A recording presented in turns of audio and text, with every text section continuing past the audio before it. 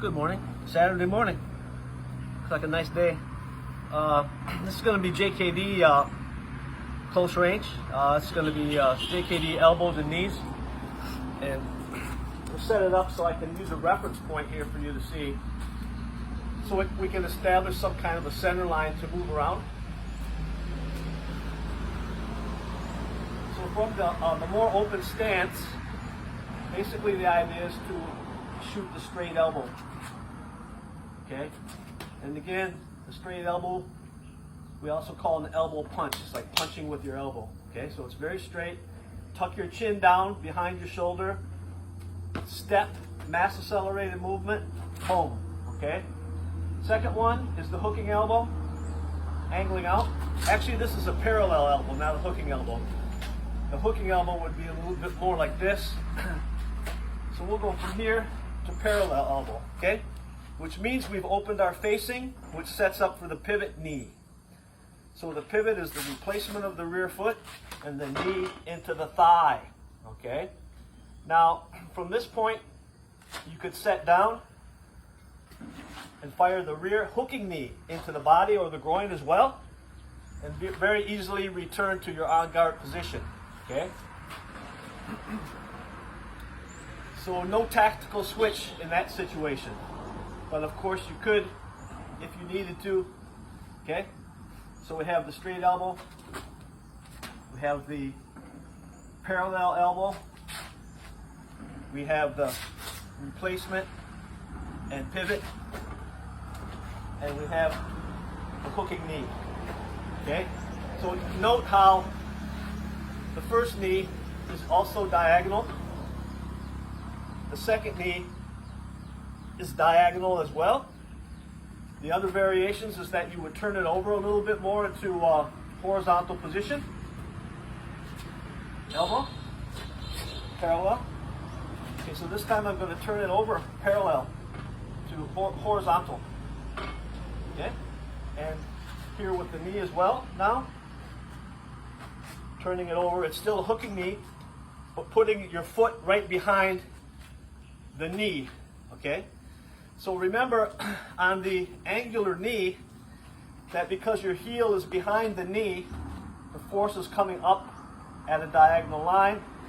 So if you want to do the 90 version, you need to get the foot up also as well to drive the energy straight through from the bottom of your heel to the knee. And of course, the targets can be the legs, the groin, solar plexus, kidney, things of that nature. Usually for disengaged knees like this, you wouldn't go to the head unless of course, these two elbows dropped him, right? Bent him over this way. And of course then that knee would be striking to the head or neck, all right? Or the same situation in regards to elbow, knee. So I drop him down so his head comes lower. Then of course that knee would shoot up into the face. Okay? So again, those are the kind of things that change the targeting as the targeting changes. All right? All right. So on the other side, we're also going to do the straight elbow. Okay? But we're going to do the straight elbow with a partial step and with the rear. Okay? So the energy shoots in this way. Boom. All right? Now the pivot knee will come from the left side. So this is your tactical switch.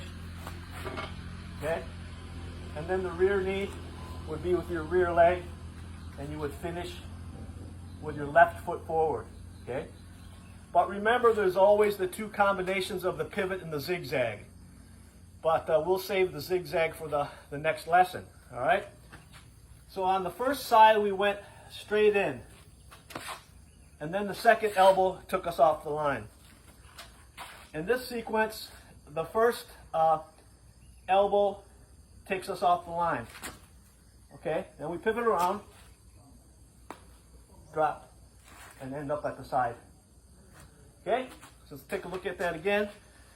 And again, remember the variations. This could be a partial step here to where I just shift and hit this way. but I also could be on my toes and hop, excuse me, and hop into it.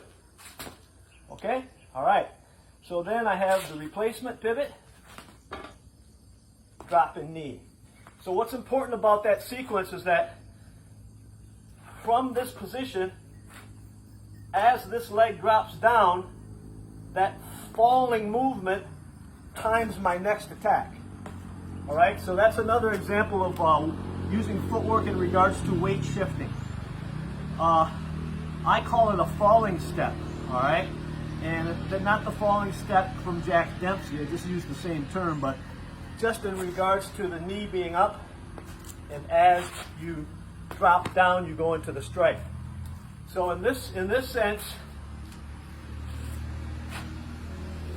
here, here, and here, okay? That's what we're looking at. So we're looking at falling down of this knee into this strike, and then still ending up at the flank. So one of the things that you'll see when we do the video up in Bangkok in December with the partner training is that the first level of understanding, again, is that it's basically a human dummy, which is real easy for some of us. And so in other words, the dummy stays where you want him to be, right? Just so you get the understanding of what you're trying to do. But the reality is that for various reasons throughout the exchange of the combination, the dummy won't stay in one spot. So, that's when you need the partner training in regard to going from compliant to semi-compliant to non-compliant / sparring. So it's like what may have been initially an attack by combination, and that you hit him with all the shots, or maybe he blocked a couple and you missed a couple, but still the tactic works out because of the space and time relationship. But in this sense, for instance,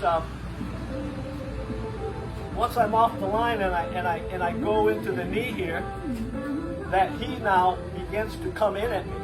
Okay? Thus, this next movement would be an interception on convergence. So many times, again, interceptions are in between someone's refacing and or trying to attack you when they're refacing you. All right? Okay, so that's going to do it for today. The music's getting loud there. They're having every Saturday up at the sala that I usually do my videos at. So every Saturday they have aerobic exercise and kind of social club meeting and stuff like that. So it's pretty cool. And hasta mañana.